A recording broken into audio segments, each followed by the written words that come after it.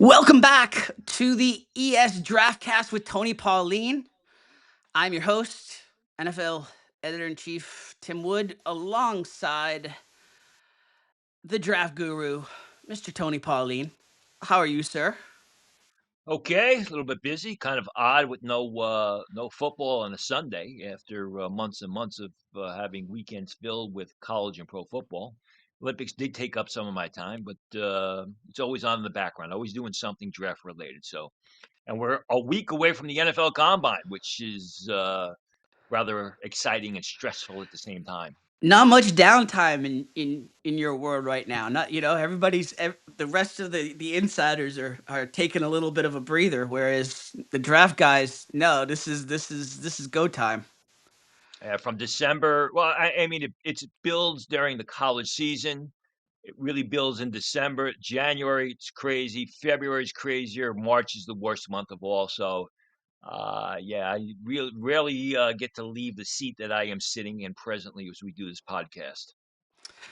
And I don't think you're getting snow. It looks like a heat wave is coming on the East Coast. We're going to be 87 down here on Friday. So I think Indy's going to be. I don't think snow for you. Well, it did snow here in a little bit last night in New York, but I don't know. I'll see what the weather is on Sunday. I'll pack accordingly. Indianapolis, one of the reasons why they have the combine in Indianapolis is really don't have to go outside if you don't want to because everything is connected by skyways and the convention center is right there. There's talk the league wants to move it to Los Angeles and have it all these places. The league itself, the teams and the scouts want to keep it in Indianapolis because it's confined. You can get from point A to point B quickly. You don't have to drive. You can take the Skyway. I run every morning, so if it's cold, I'll bring extra running clothes. But the Indianapolis is the perfect place. I mean, even when it's ice cold there, because you don't have to go outside. The logistics. I mean, and I guess all the hotels are connected, or the main hotel. Or 90% of the hotels are connected. The hotels where the players stay, the hotels where the team stay, uh, the Crown Plaza where the players stay is connected. It actually used to be connected to the RCA Dome. It is connected. You've got to basically take a go on through an underpass to get into Lucas Oil Stadium. But all the hotels where all the media stay, the Hyatt, uh, all the other hotels are all connected to the skyways where the Marriott, you don't have to walk outside if you really don't want to. If you want to go to a specific restaurant, you're going to have to walk outside. But everything else is connected. The league, like you said, they want to make it more of an event like the draft, Yeah. move it around. But I mean, Yep. logistics matter for this combine, especially just getting everybody from point A to point B and keeping things on schedule. So I don't know. Well, there was talk for years about moving it to more of a warm weather place, but the league said no because Indianapolis is basically right in the center of America. Yeah. So the West Coast teams didn't want to fly 5 hours to go to Miami. The East Coast teams didn't want to fly 5 hours to go to Arizona. Indianapolis was the happy meeting point, and the league keeps trying to move it. There was even talk that they were going to move it to separate places. They were going to have the offensive linemen, defensive linemen work out in Detroit, the DBs work out in Arizona, the skill players in Miami to really make it an event. But the teams, the scouting departments keep pushing back against it. And if you've ever been to a combine, and I've been to all of them since 2001, the only one I wasn't at was 2021 when they didn't have a combine because of COVID. Right. Uh, you understand why it's in Indianapolis. Absolutely. Yeah, the logistics are just perfect there. And like you said, airline hub, all of it.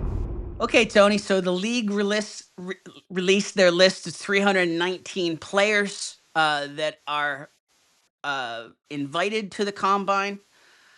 Let's start in terms of why is the NFL combine so important to the scouting process? People will talk about the 40 times and the vertical jumps. You had the Xavier Worthy, if you remember, a couple of years ago, running a 4.18, and the place went crazy. And remember Joe Milton throwing the ball 80 Oh yards yeah. in the on the dime, people going crazy. Big deal. It's all about the medicals. It's about the medicals first and then the interviews. About 8 years ago, I was on a flight to the combine with Carl Peterson. Carl Peterson was the general manager of the Kansas City Chiefs from 1989 to 2008. And he told me an interesting story. The combine was actually started because of the medicals. He told me that what used to happen in the late 70s and early 80s is the top prospects would go to all the different teams to be interviewed, to be worked out, and to be medically checked out. And what he said was, he says each team would do their own x-rays on the top prospects. He said, so by the time the top prospects got to their seventh team, he says they were basically glowing, fluorescent green from undergoing so much. And he said, that got kind of crazy. So the teams got together and they said, listen, let's share the medical information. Let's do one set of X-rays, MRIs if we have to. This way, these guys don't have to undergo all these different X-rays. So the combine actually started to share the medical information, to do a comprehensive medical on the players that are invited to Indianapolis for the combine. That's why it's so important. Players will get invitations. You know that you hear the official 30 invites, where a team is allowed to invite 30 players into their facility where they will do the exam. But the exam isn't as comprehensive as the one that they do it at the in Indianapolis. We'll get into that today. The other thing is you know the combines, the medicals at the combine is not just one doctor. Is what will happen is a player will go into a room, and there will be 5 or 6 teams there, 5 or 6 team doctors, and maybe some assistants, and the doctors will work with each other to do different aspects of the medical. So you're basically getting almost second and third opinions while you're in this one room, and they move from room to room to room, until they complete all 32 teams. So you've got more eyes on you doing these medicals. So the interviews are important. Granted, the players who are at the Senior Bowl and who are at the Shrine Bowl have already been interviewed by NFL teams. If you hear, a top name player, a top senior only had 5 interviews at the combine, people say, "Oh, he only had 5 interviews." Well, yeah, but he interviewed with 30 different teams at the Senior Bowl, so it's not really a big deal. Um, Interviews are a little bit different at the combine. They're in individual rooms, and some of them get very rowdy, where coaches or position coaches will actually yell at the players. I got a good story with as far as that's concerned. But it's basically the medicals. The medicals are the most important. The medicals have evolved over the years. They're the most comprehensive, and that's why it is. That's why it started, and that's why it's so important. People will talk about the 40s. They'll talk about the guy who hit 44 inches in the vertical jump. Means absolutely nothing if the medical comes back with a red flag. And the Wonderlic was all the rage for years in terms of. I mean, does that matter? Does that sort of test matter anymore as much? It should. Remember, Vince Young got a 6 on his Wonderlic, and Oh then he was yeah. asked again, and he got a 16. So, they've kind of moved away from that, and teams have their own specific tests, but it has to. The thing about the Wonderlic was it wasn't that it was a hard intelligence test. It was a test to make you think quickly on your feet, as you would have to do, in the course of an NFL football game. To be able to process quickly and give an answer. So those are also important. But again, those are given oftentimes at the Shrine Bowl, the Senior Bowl. I know the New York Giants used to give tests for years at the Senior Bowl. They can do it on the official 30 visits as well. The you know we talked about this in our coverage of the combine at EssentiallySports.com, but why are the chances of being drafted so diminished for those not invited to the combine? Oh, basically because of the medical information. I mean, uh, when we talked about the Senior Bowl, I talked about how there will be more eyes on a prospect at the Senior Bowl and the Shrine Bowl while they're on the field playing football than any other time in the lead up to the draft. When you get to the combine, it's the most comprehensive medical question. The big thing, the big issue, the big red flag for a player going towards the draft is the unknown. And if there are questions about a player's medical which aren't answered because he didn't go to the combine, that will basically drop him completely out of the 7 rounds. So let's talk a little bit about why some examples of why the medicals mean so much. You've been covering this, as you said, you've been covering this since 2001. Yep. And you've seen examples where the medicals went too far, where they potentially saved the prospect's life, Yep. or where they further injured a prospect. Yeah, absolutely. The first story is where they went too far, goes back to 2002. Now, in 2002, the combine was still in the RCA Dome, which was a nice little setup because everything was right there. It's also a time where there was no coverage of the NFL combine. The only coverage was a guy like me sneaking into the combine and getting information out. And the 2002 story has to do with a guy by the name of Eric Heitman, who was an offensive lineman from Stanford. He was an All American and he's a 3-time Pac 10 award winner, although those awards really don't mean all that much when it comes to their draft ranking, their draft positioning. And what I learned early on going into the getting into the combine is 2002, the internet was still in its infancy. And especially when it came to storing medical information or transferring medical information. And what I learned then was if I saw a player walking around holding a big yellow manila envelope, that was a medical red flag because in the envelope was the results of the x rays and the MRI film, which meant that the player had a medical problem. Such was the case of Eric Heitman. Eric Heitman, despite the fact that he was a great college player, was walking around with this envelope with a scout from the Oakland Raiders. I believe it was the Oakland Raiders. They may have been in Los Angeles. Somebody needs to check me on that. And he was livid because he had been red flagged for knee injuries and back injuries. And I heard him. He wasn't screaming, but he was very loud about how these injuries haven't bothered him since high school. Never missed a game in college. This is complete BS. You know, but he had that envelope with all those results in there, which he had to bring from team to team to team.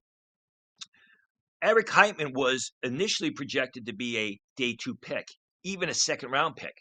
Because of what was in that envelope, he fell into the 7th round. Now, he got the last laugh because over his 8-year career, he started 114 of the 119 games he dressed for. In fact, the San Francisco 49ers selected him in the 7th round. He was the first 49ers rookie offensive lineman to start since Harris Barton was selected in 1987. Harris Barton, the great left tackle. So 15 years later, despite the fact he had all these medical red flags and fell 5 rounds in the draft, I mean, Heitman turned out to be a really good offensive lineman. So that's one example of where maybe they read too much into his medicals and he was red flagged and he dropped. Situation of a prospect's life being saved. I broke Eric Heitman's story and I broke the next story, which was a big one, had to do with a guy by the name of Brian Mandeville from Northeastern. Now, people, well, who's Brian Mandeville? Brian Mandeville was the first Rob Gronkowski type of tight end. He was 6'6", 258 pounds. He was expected to run in the 4.6s. I remember watching him his senior year against Syracuse. He just carved up the Syracuse defense, 5 receptions for almost 100 yards. Everybody was excited to see this guy. He was the first really big athletic tight end that played the position like a receiver. He played for Northeastern. I mean, Northeastern at the time was a 1AA program. It's more of an academic school. They didn't have a good football program. He I was was, the I big mean, name. college football in the Northeast is not anything comparatively. So I remember just being a New England guy, like this guy, like you said, Gronkowski. This guy, it was like he was like the Cooper Flag of football at the time. Like he was going to be a big deal. And Northeastern shut their football program down, I believe, about 12, 13 years ago. So at the time, I was writing for SI.com, and I wrote about Mandeville. Keep an eye on this. It's 2 days before Mandeville's supposed to work out, and I'm in a place called St. Elmo's, which is a big steakhouse in Indianapolis, which I think is kind of overrated. But I'm there with 2 guys. We're about to have dinner, and one of the guys is an agent who represents a tight end who's rooming with Brian Mandeville at the combine. And the guy, he says, Tony goes, my guy told me, his guy being the other tight end who's rooming with Mandeville, he goes, my guy told me that Mandeville failed his physical and he has to retire from football. I'm like, whoa, what's up with this? So I left. I never had dinner. I made the appropriate calls. And I found out that during a simple stethoscope exam of Ryan Mandeville, one of the team doctors thought that they heard something. Excuse me. And they sent Mandeville for additional tests. And they found out that he had a problem with one of his heart valves. And that if he took the wrong type of hit, the wrong type of concussive Com, blow to his yeah. heart, he would have died. He could have died on the field. Think of Damar Hamlin, what he went through times 10. I'm not sure it's the same sort of condition that Damar Hamlin had, but basically Mandeville was told right then and there, you got to retire from football. You can't play anymore because you could potentially die on the football field.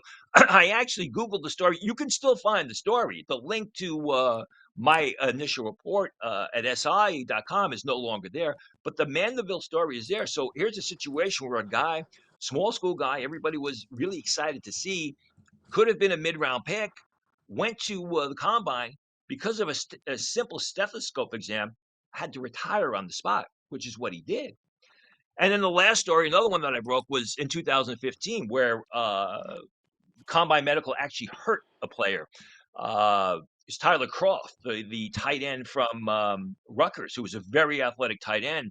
What happens is that these combine medicals, they will pull on guys' legs, to test the integrity of their knee joints and their ankles and things like that. And Tyler Croft, as a sophomore in 2013, caught 43 passes for 573 yards. He had an ankle injury the following year, his junior year, only caught 24 passes, but he was known as a taller, athletic, downfield tight end that people were excited about. He entered the draft, which some people questioned off of the injury play campaign. He goes to the combine. He goes into one of the medical exams. They're testing his ankle, and the guy pulls his ankle, re-injures his ankle. So I was talking to one of the members of his team, and we were talking about it. He goes, yeah, he goes, he can't work out now. He goes, they re-injured his ankle during combine medicals. Croft was eventually selected in the third round that year, 2015, by the Bills, had a relatively successful NFL career. But again, I mean, a situation where they probably went a little bit too far and re-injured Tyler Croft, which negated his ability to work out during the combine. It's crazy in terms of just seeing all the effects that it can have, but you know, it being centralized information, and like you say, nowadays it being, being able to be shared instantly. They don't have to carry around the envelopes anymore.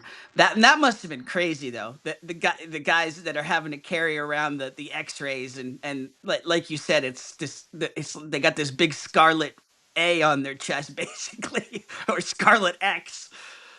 It's Made it crazy. easy for me because I knew the guys that had medical issues with the carrying around those envelopes back then. You don't see it anymore though. Absolutely. All right, so let's talk about the combine and the guys that are going to be there, the guys that aren't going to be there. Um, what did you see in terms of snubs and surprises that got on your radar the most out of those 319 names? Well, I mean, a lot of people talk about Mark Gronkowski, the quarterback from Iowa who came from South Dakota State, not getting a combine invite.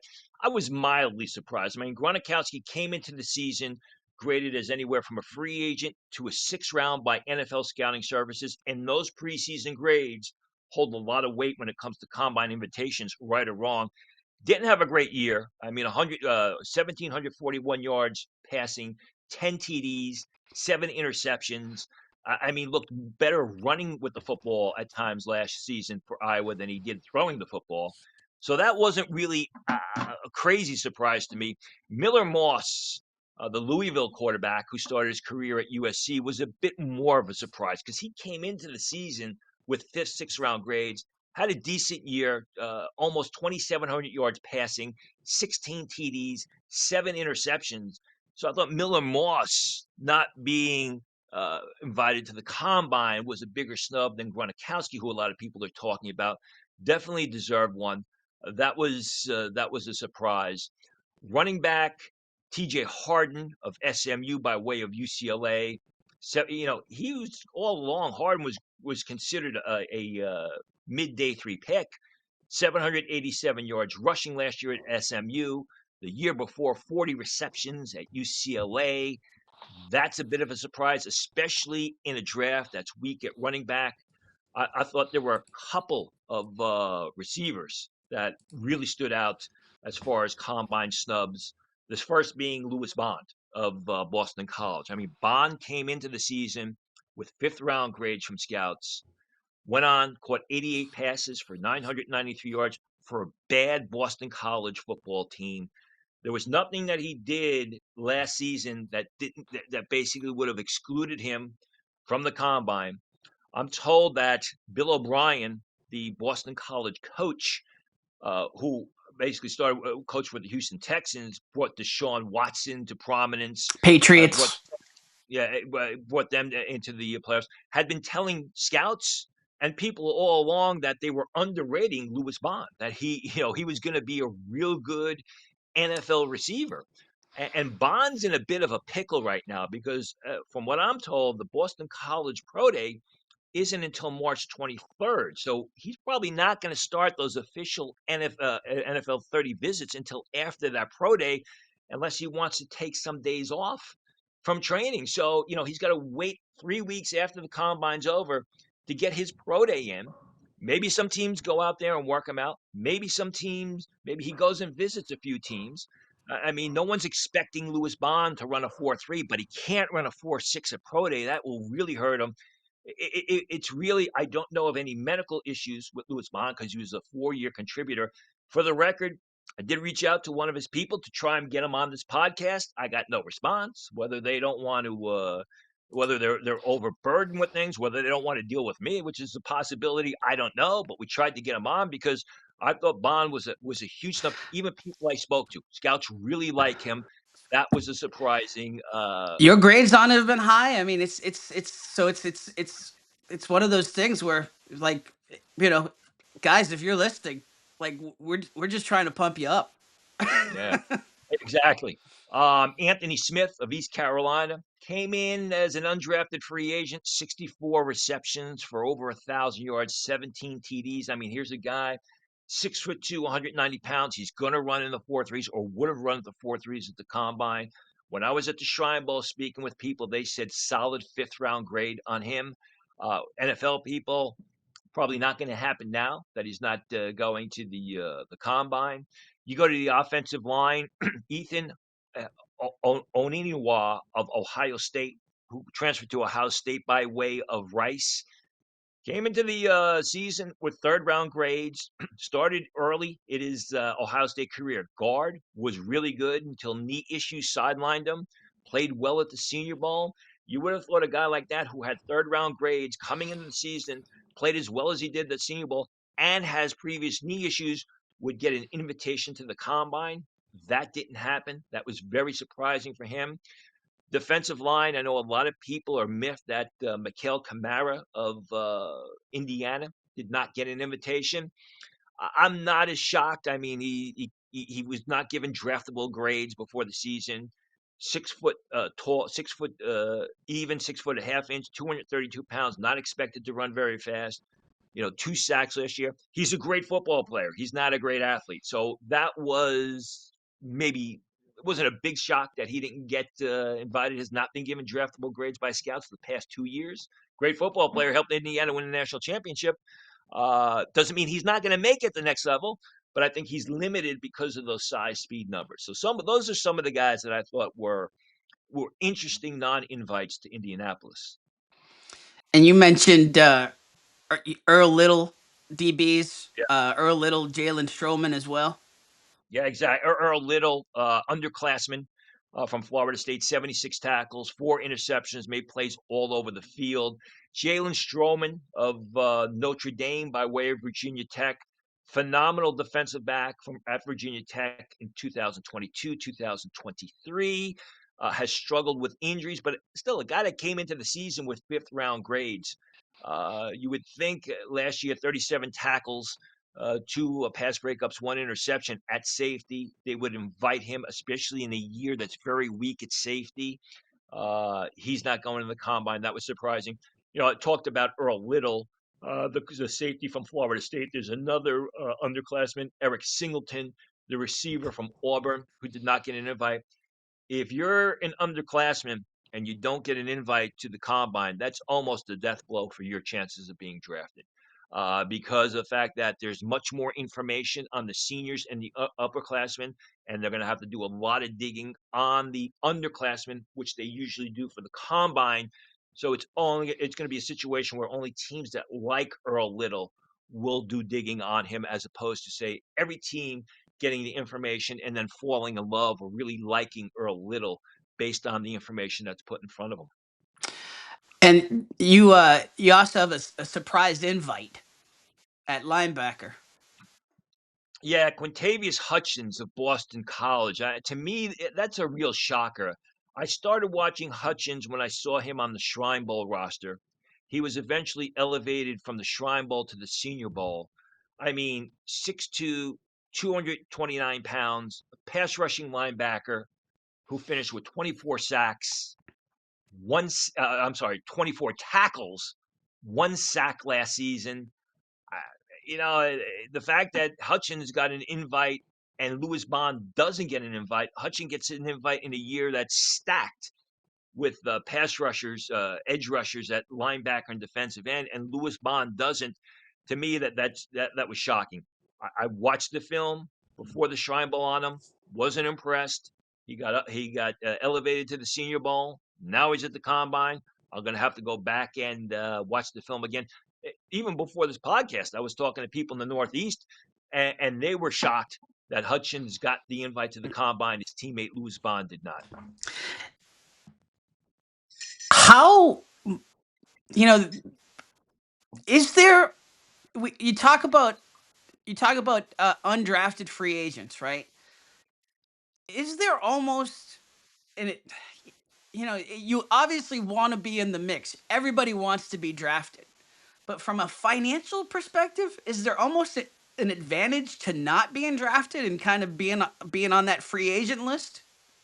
If it's late in the seventh round, absolutely. I mean, you'd rather be an undrafted free agent than a seventh round pick, because a seventh round pick, you're going to be slotted in that hard salary cap for rookies. Where if you're an undrafted free agent, if you're a guy, let's say like Lewis Bond, that would be highly coveted. Very good chance you're going to sign a very large signing bonus and get a decent salary that could surpass some of those late seventh round picks. I think the problem, if there is a problem, arises when you get through camp and teams lean more, or general managers will lean more towards keeping the players that they selected in the draft, because you want to have a good draft. You want draft picks on the roster versus keeping those guys that are undrafted free agents. But from a financial point of view, yeah, it's absolutely much better. In many cases, it's much better to be an undrafted free agent than a late seventh round pick. Just like, everybody wants to be a first round pick, but you're better off being the 33rd pick of the draft than you are being the 32nd pick of the draft, because you can get to that second contract faster. It's this whole process, there's the buzz around players, there's the buzz that the programs create around players, that the internet creates around players. It was when we were doing some of the reporting just on this list last week. It sounds cliche, right? But one of the things you said was, just because they look great on a Saturday within Yep. a team structure doesn't Yeah. mean that they're ready to play on Sundays. Just because you're a really good college player doesn't mean you're, a legitimate NFL prospect or a legitimate draft pick. You may have to go do it the hard way. Like Mikhail Kamara, perfect example of Indiana. I mean, Kamara, loved watching him play, but it was the coaching, it was the scheme at Indiana that made him so effective. All the movement, all the twists and stunts, and the blitzes that Indiana ran that helped Kamara.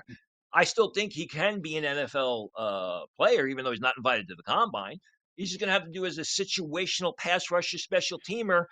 He was a good special teamer at Indiana. You remember that the national title game, he blocked that punt, and Indiana Absolutely. scored a touchdown. So it's something that he's used to. It's just that because a guy's making a lot of great catches on Saturday, or is constantly in the backfield, doesn't mean he automatically projects as a highly rated, a highly thought of prospect in the NFL. Like I said with Kamara, Love watching him outside. I think he's a great player. I think he's going to have to do it the hard way, which he's had to do.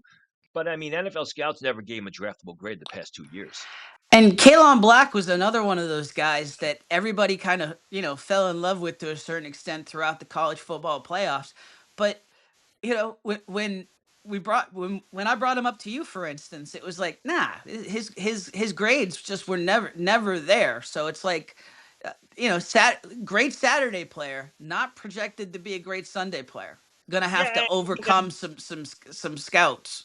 yeah, and if you watch Black play, I mean, he was a hard charging interior ball carrier. I mean, he would drive his shoulders into defenders, seemed to love contact.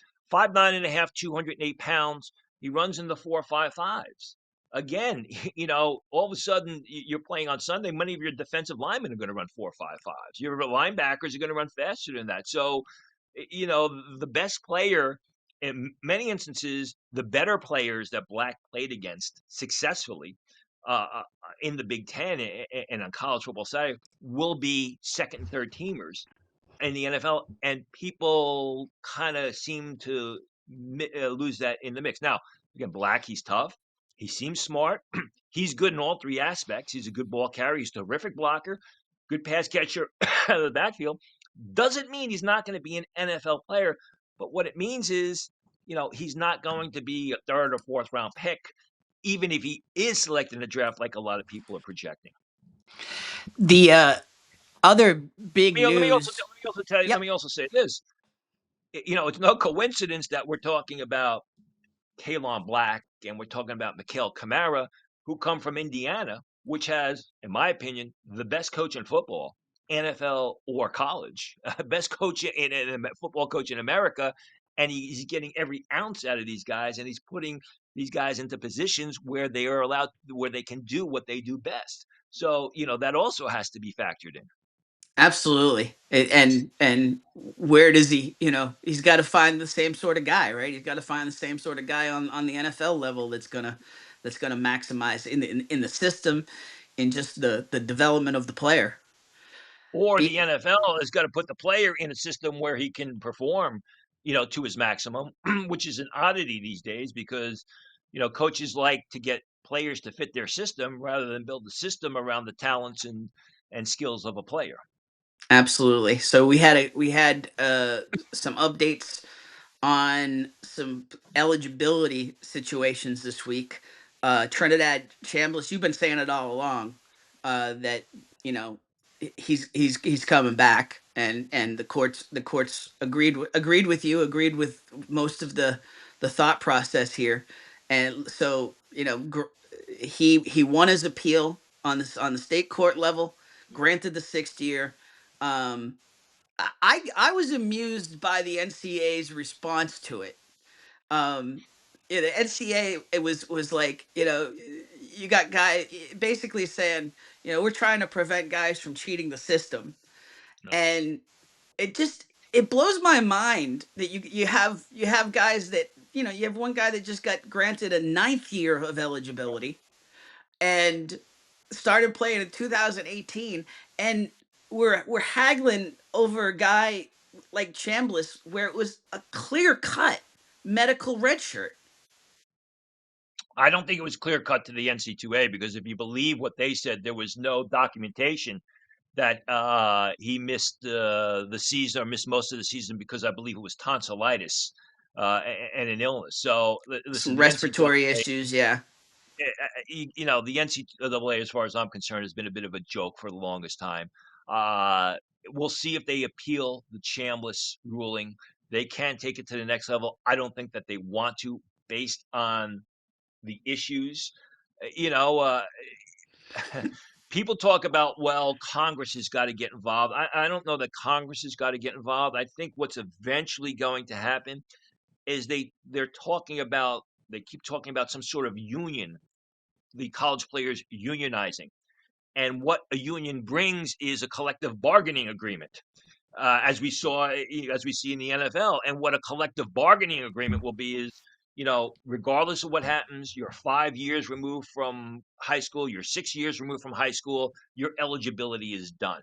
I think that's what's going to happen in the future. I think The more interesting one is the Joey Aguilar situation, where, like Diego Pavia, he doesn't want his junior college, the years he spent in junior college, to count towards his NCAA eligibility for Division I school. That's going to be an interesting story to follow. The NC2A has basically been, uh, they used to rule the roost and lay down the hammer on all these players. And now, because of the court decisions and things like NIL, they're kind of in the back fighting an uphill battle.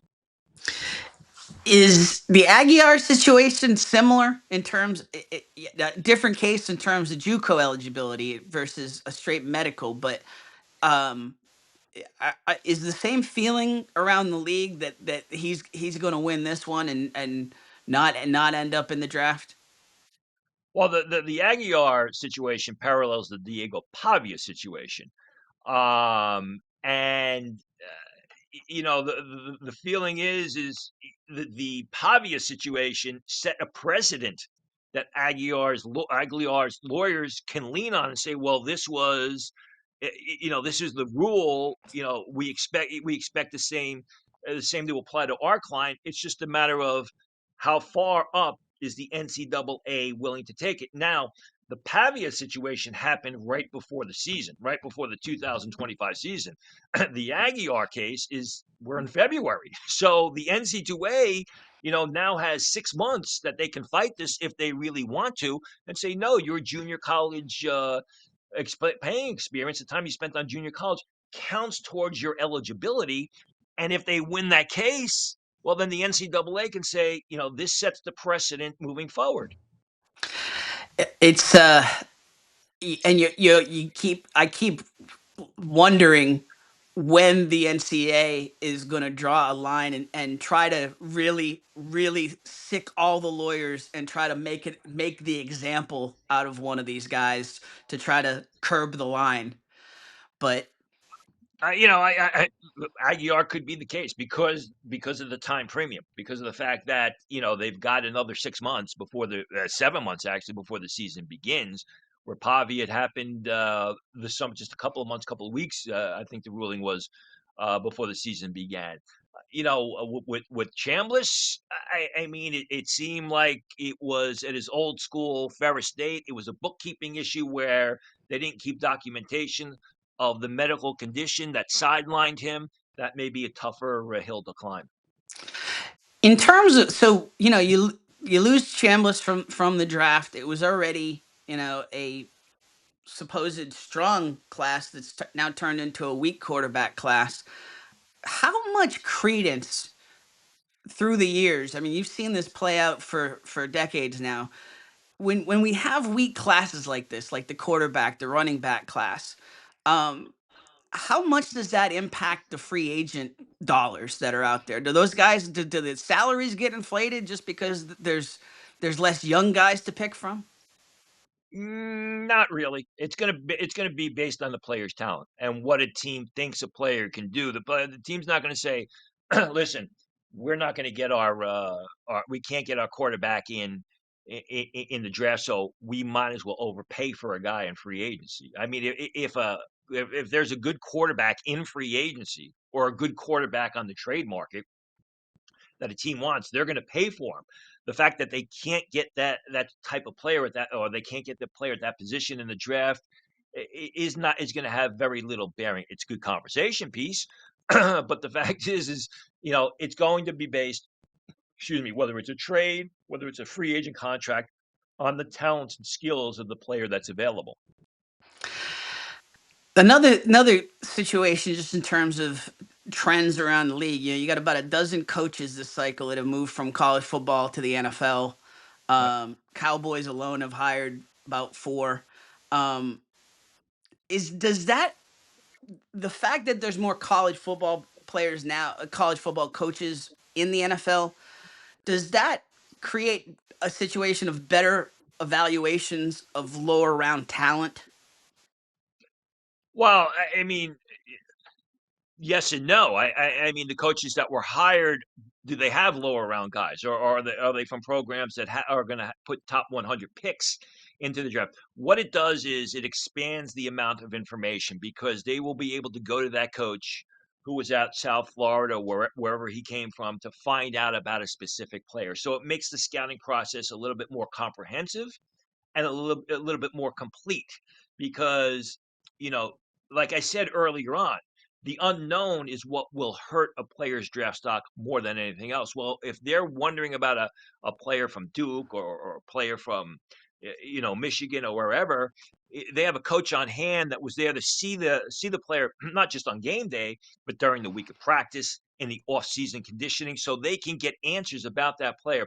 So it will help in certain situations, not necessarily low round players. I mean, you could have a guy that's graded as a day two pick that was a complete schmuck. He didn't want to work hard. He was a diva. It can also go in that direction based on the coach's input, which is very important. People don't talk about that as much, but coach's input is incredibly important. Go back to what I said earlier about Lewis Bond with Bill O'Brien. Bill O'Brien's been singing Lewis Bond's praise. Not too happy he didn't get invited to the combine. When those teams call Bill O'Brien about Lewis Bond in a lead up to the draft, I'm sure Bill O'Brien's going to, give glowing reviews of Lewis Bond of his receiver, which is going to help him. How much stock do you put in to a situation like the Rams hiring, Michael Hunt, the new defensive backs coach, who was at Ohio State, obviously coached Caleb Downs. Uh, Rams, a lot of folks have them looking at Downs. How much stock do you put in to those sort of hiring situations? Well, again, there's going to be input. They're going to give input, but the Rams' first pick is the 13th selection of the draft. I think Caleb Downs is going to be long gone Yeah. before that selection. He could go number 2 to the Jets. He could go number 3 to the Cardinals. He could go number 5 to the Giants. There's a lot of places teams are going to have to pass on Caleb Downs, who is going to be rated as one of the top 2 or 3 players in the draft, no doubt about it. For him to drop down to number 13, let's do a little comparison here. Kyle Hamilton was thought by some to be one of the top players the year he entered the draft. But he ran a 4.7, if you remember that year at the combine. And he fell to, I believe it was the 14th pick, where the Ravens scooped him up. Now the Ravens had a system that fit his that was tailored to his talents, and he's done very well. One, I don't think Caleb Downs is running a 4.7. Two, Caleb Downs can fit just about any system. I mean, he's a free safety, he's a zone safety. You could use him over the slot receiver.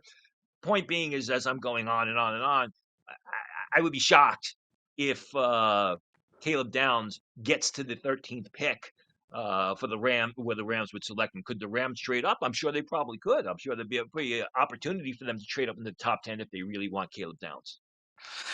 Now, one of the picks they got, the Falcons traded them their pick last year to move up and Right? draft James Pierce Jr.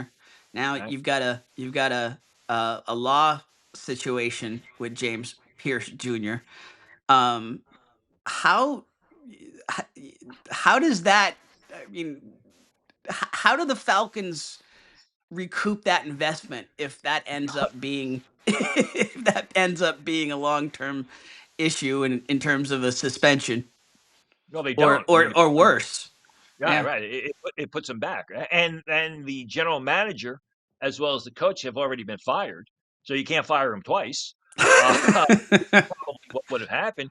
Listen, there were concerns, red flags about Pierce going into the draft, about off the field concerns, character concerns.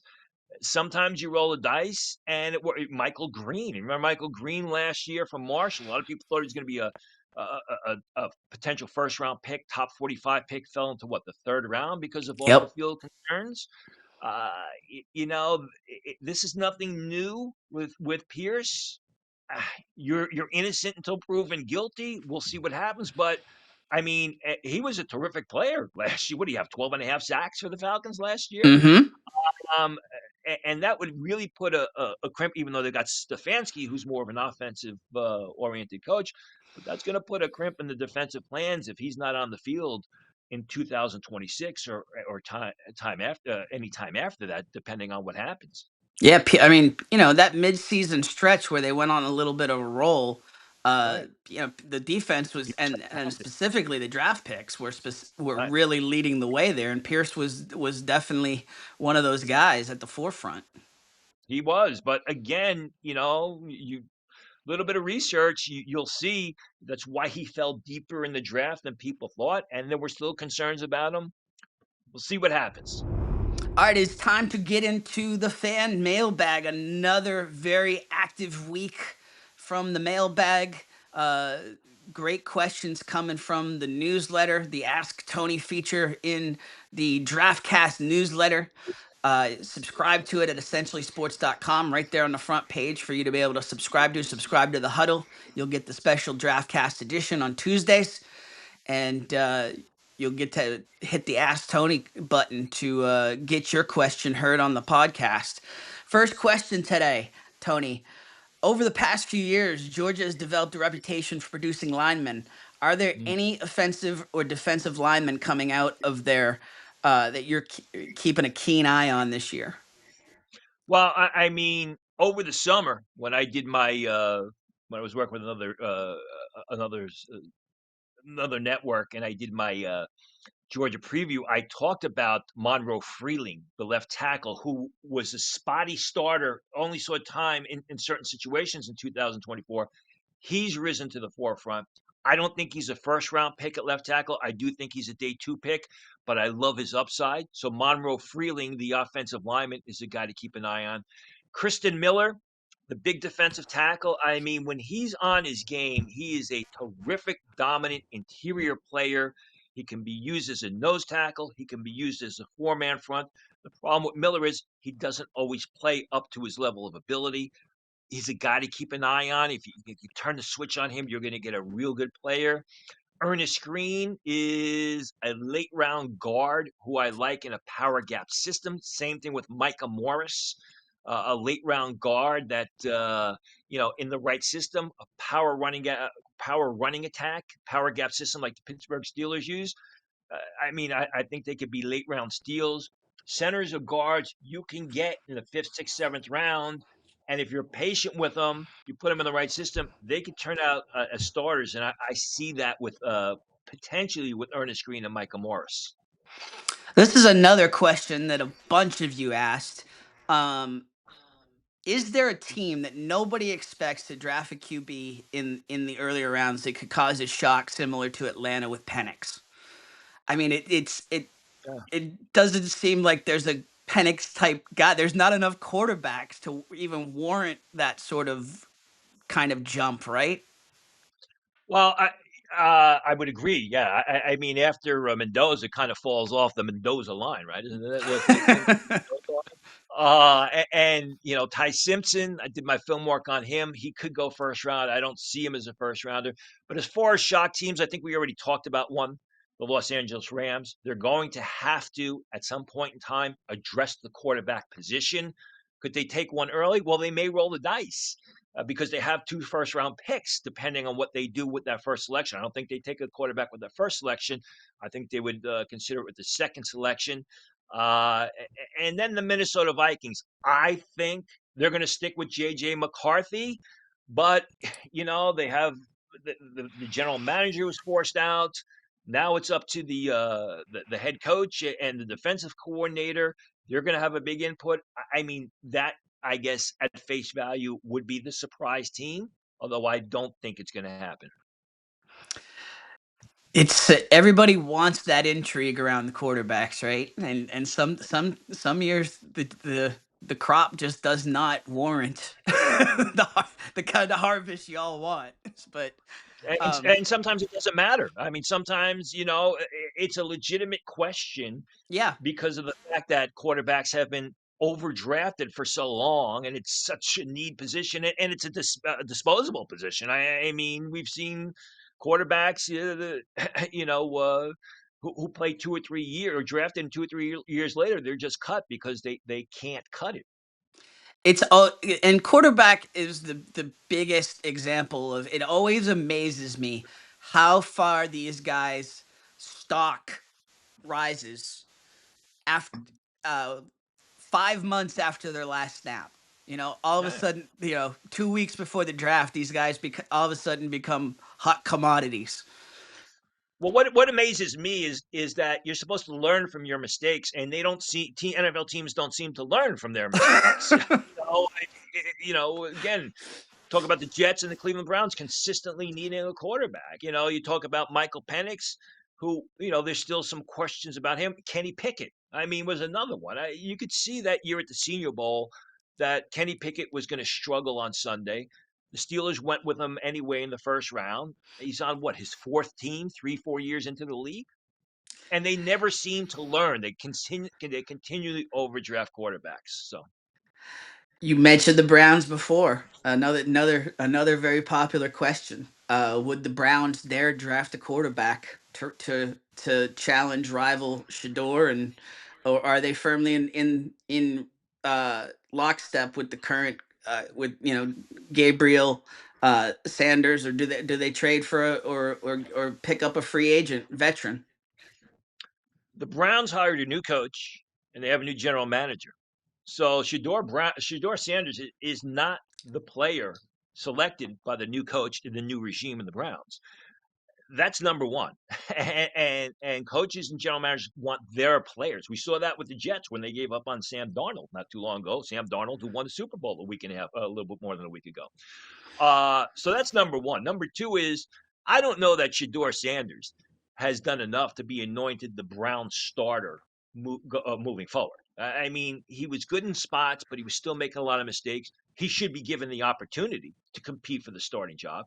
But no, I think if a good quarterback is available for the Browns via trade at some point in time in the draft, they'll scoop him right up because Sanders has not done enough, and he's not the player that was selected by this new regime. How how often do you see a new regime come in that is high on the quarterback and is not just looking to have their guy? Yeah, I mean, usually, if there's a good quarterback there, you don't need a new regime because it kind Yeah. of a bad quarterback usually ends up with coaches and general managers getting fired. Off the top of my, well, let's look at the New York Giants right now, right? With Jim Sure. Harbaugh coming in, brand new coaching staff. I think one of the reasons definitely that Jim Harbaugh took that job is he knows he potentially has his quarterback of the Big future selling moving point. forward. Yeah, Literally came into the hiring process. right, Was at the facility. right.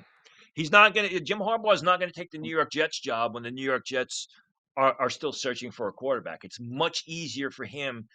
It was much easier for him. And they talked. What were the teams they talked about? They talked about the Tennessee Titans with Jim Harbaugh. Talked about Jackson Dart, and I had said right before he was hired that the Giants were the favorite. There was some talk about the Atlanta Falcons. I know we get on Michael Penix. Maybe that was the reason why he didn't pursue the Atlanta Falcons job. Maybe that was one reason why he was attracted. But all the teams they talked about Jim Harbaugh going to, John Harbaugh, I'm sorry, John Harbaugh going to, were teams that had younger quarterbacks in place. Absolutely. Absolutely. I'll tell you what. I'm gonna just put it on record. I am not a Penix guy. I Neither was I. was Yeah, Yeah, yeah. I am just not, and I'm gonna be really curious to see how Cousins is handled, how what kind of leash Penix gets even in camp. Do they bring in a veteran? Do they get another quarterback in the draft even? Um, I mean, Penix had a lot of injury issues.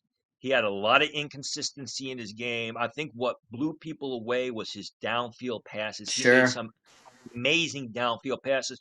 He also had had an outstanding combine position work that day, and it's kind of ironic because as good as Michael Penix was that day in the combine, Bo Nix was terrible. We spoke about that last week. People want to go back and watch that podcast. So I think that also helped it. I'm friends with Kirk Cousins' agent, and he was livid when they took Michael Penix. And I think he's probably laughing right now at the situation. Although Mike's a good guy, I don't want to say he's laughing, but he's probably somewhat satisfied.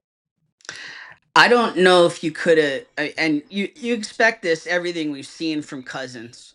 You expect him to handle it with grace and humility, but I don't know if you could have had a quarterback handle that situation better publicly than Cousins did. But I mean, yeah, I can't imagine the level of texts and calls that were going behind the scenes and phones blowing up when that happened.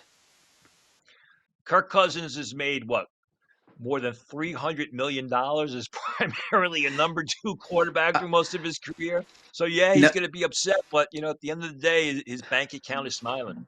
no one, yeah. No, sadly, I don't think just in terms of how he's maximized getting the bag, no one is going to Yeah, be crying there for sure.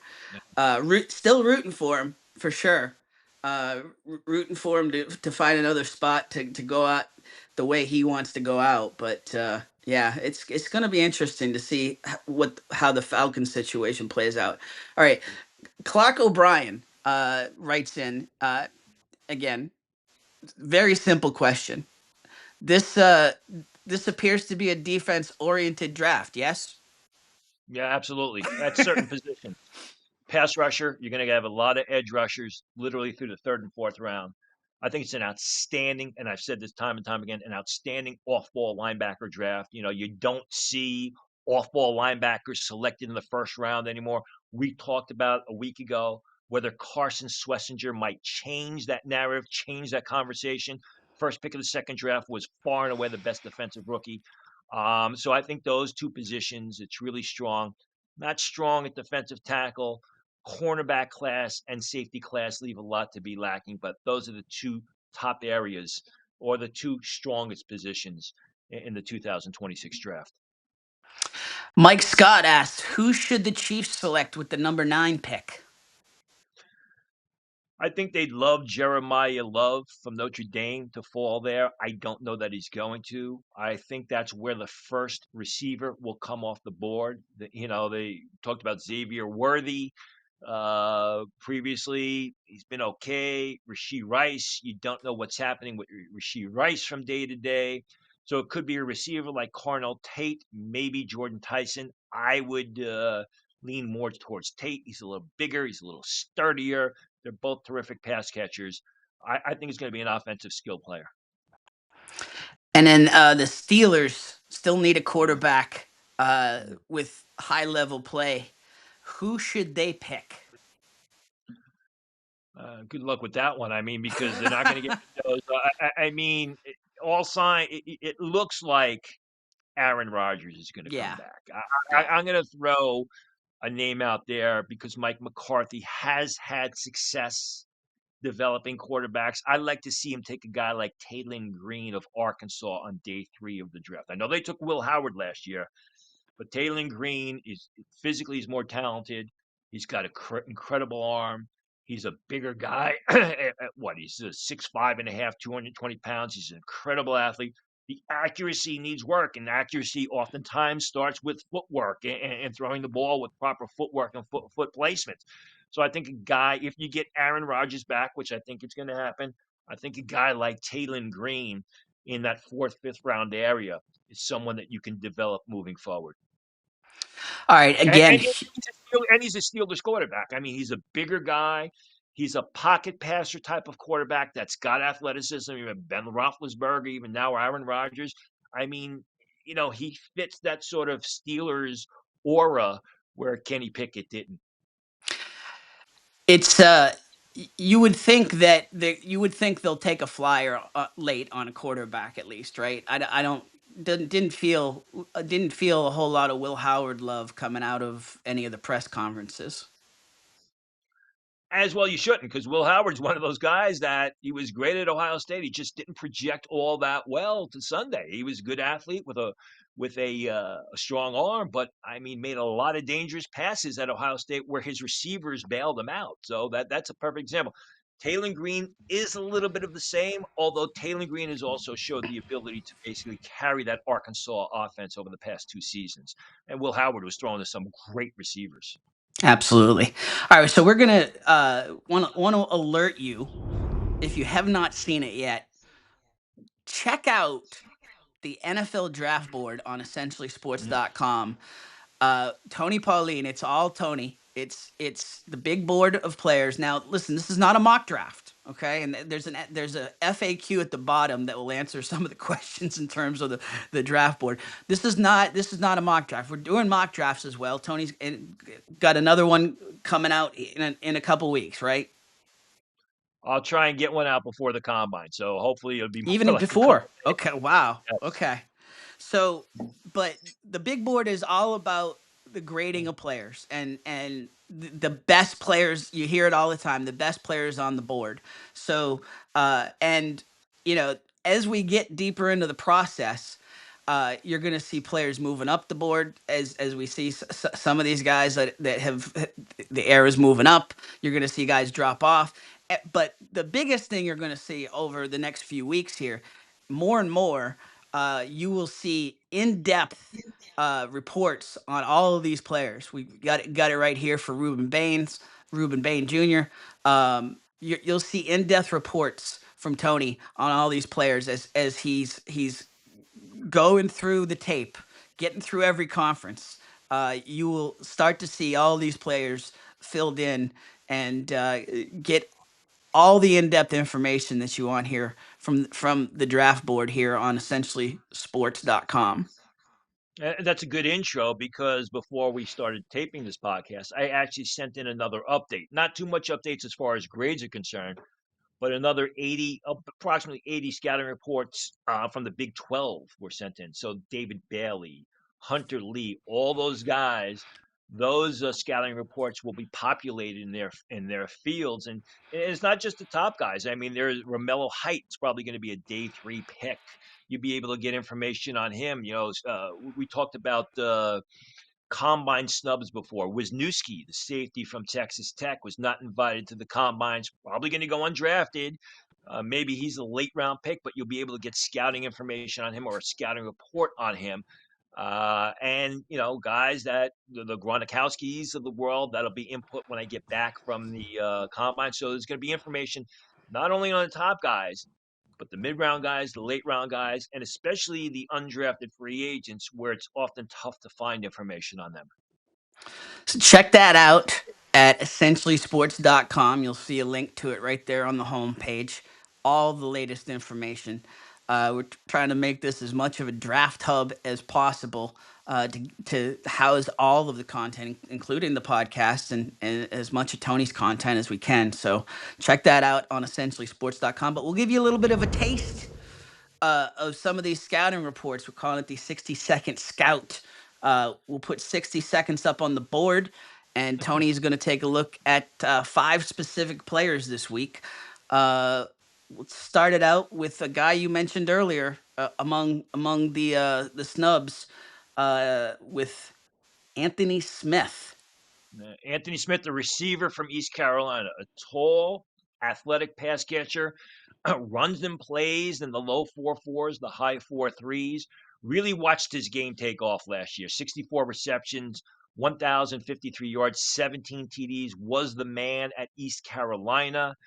Needs to improve his route running. Needs to get a little bit bigger and stronger because he's a tall, thin guy that's going to struggle against press coverage. But he's got the athleticism and he's got the pass catching skills. And more importantly, he is headed in the right direction. A guy that's got a lot of upside. If he's drafted, it's going to be in the later rounds. His football may not be there for his best football, maybe 2 or 3 years ahead of him. But a guy who really answered the bell as a senior. Gonna see how much he would you say he's gonna be one of those key test cases in terms of how much not getting the combine invite matters? I mean, possibly. I don't know of any injury history in his background. If there is an injury history, I mean, it could loom large because he could go undrafted if there's a red flag there, which may come back to bite teams.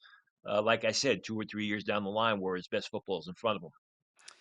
Lewis Bond, we mentioned him earlier, wide receiver from Boston College. Shocking that he wasn't invited to the combine, but a real good receiver. Doesn't mean he's not going to have an NFL career. 80 receptions for 993 yards last year at Boston College. For a Boston College offense, that was really hit and miss. They had a lot of problems at the quarterback position. They had no consistency. I mean, Lewis Bond is not a great athlete. He's not going to beat opponents down the field with his foot speed. He's not a vertical threat. He's an outstanding route runner. He shows great focus as well as concentration. He catches the ball incredibly well. I mean, he really projects well as a number 4 receiver at the next level. May have some return skill.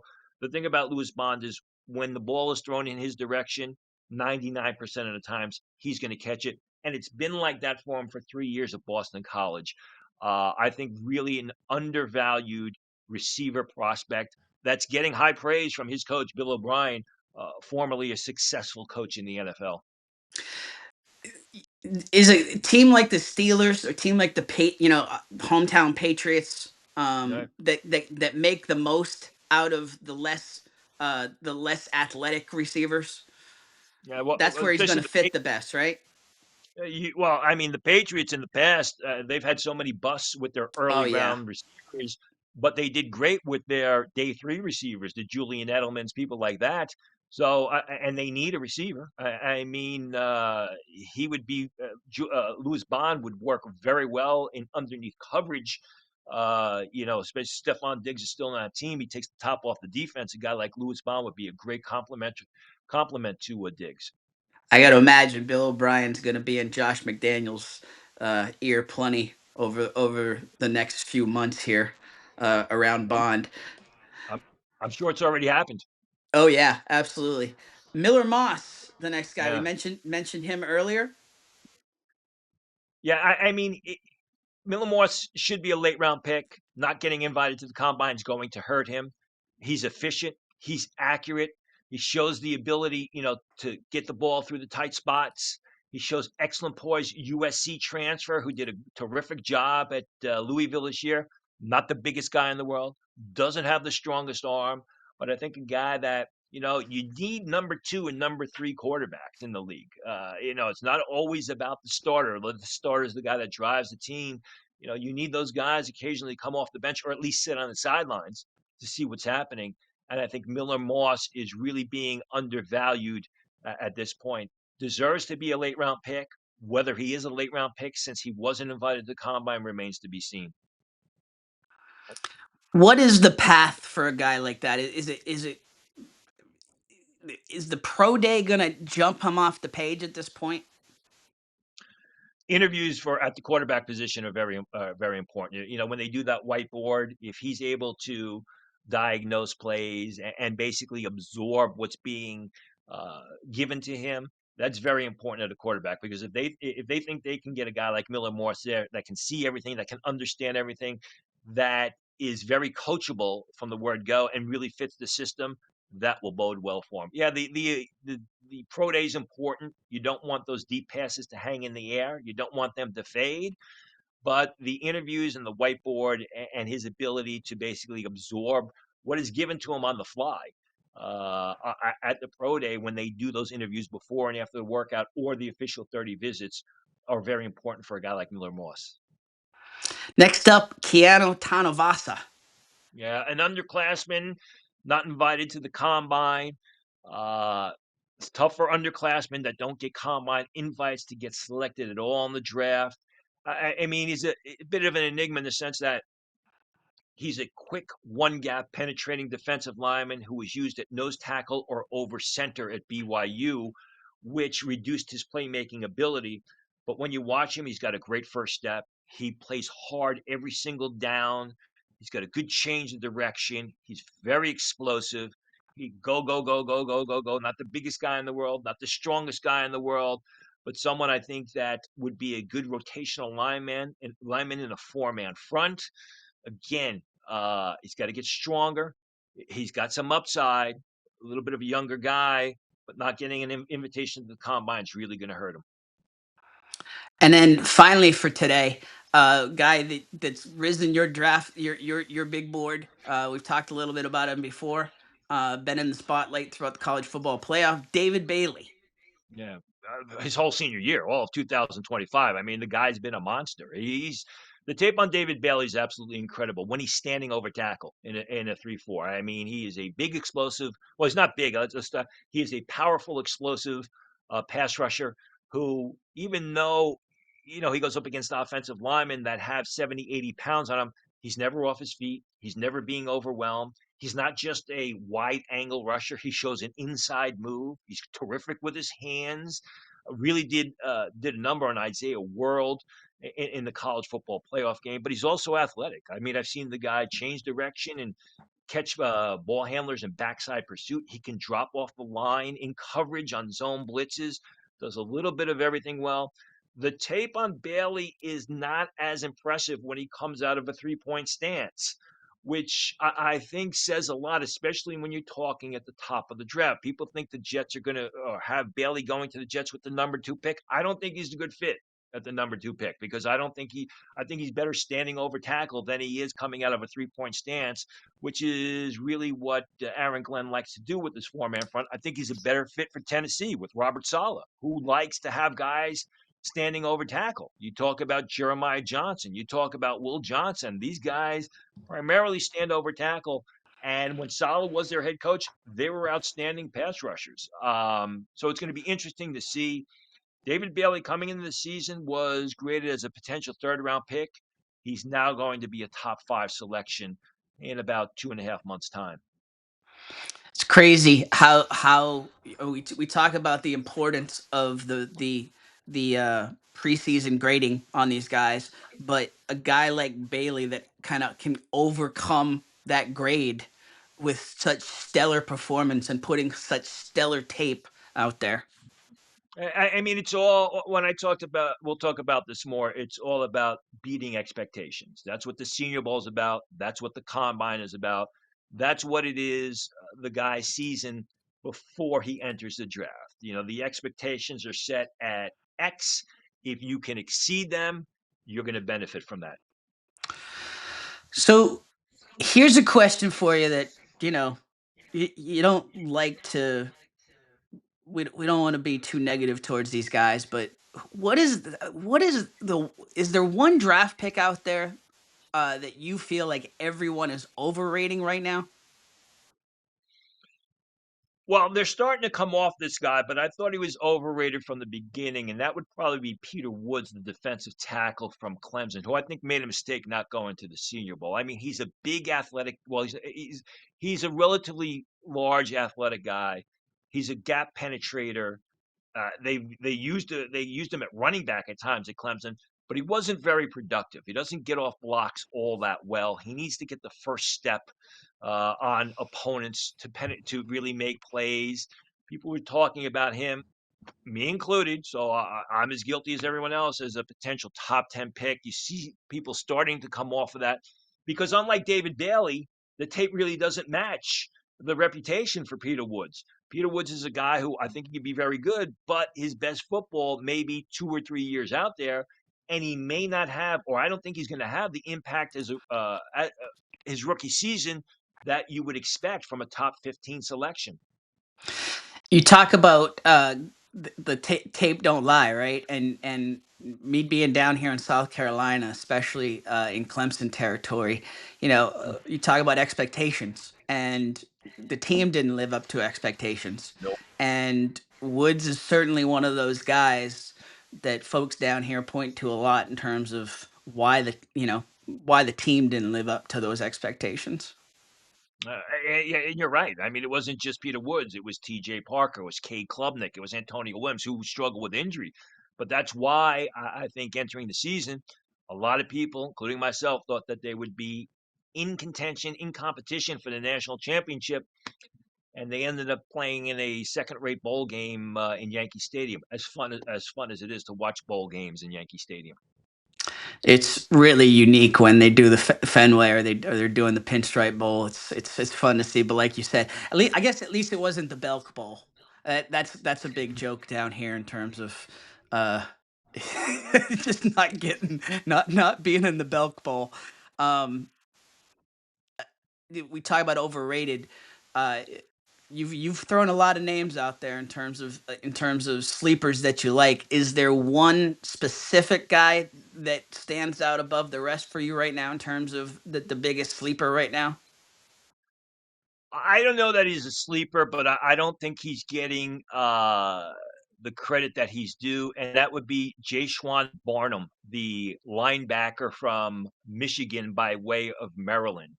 I mean, the guy last year, what do you have? He had I think he had four to eight sacks. He's just a terrific three down linebacker in a 3-4 system. He can make plays in space. He can rush the passer. He's great in pursuit. He plays with a violent, nasty attitude, which I enjoy seeing. 6'3", 242 pounds. So he's got the size. You know, you can also use him in a 4-3. But I think Barnum has been a terrific college player going back to his days at Maryland, who's always answered the bell, and he's got the NFL measurables. I have him as a second round choice. He could fall later than that, but I think a lot of people are basically missing it with this guy. 4 sacks, 10 total tackles for loss in Okay, 25. that was it. Right. I know Yep, made a lot of plays behind the line of scrimmage. absolutely. All right, that is a wrap for this week. You are now. You mentioned you've got the mock draft that you're working on. You've worked your way through all the team needs pretty much at this point, which are up on and the team mock drafts on EssentiallySports.com.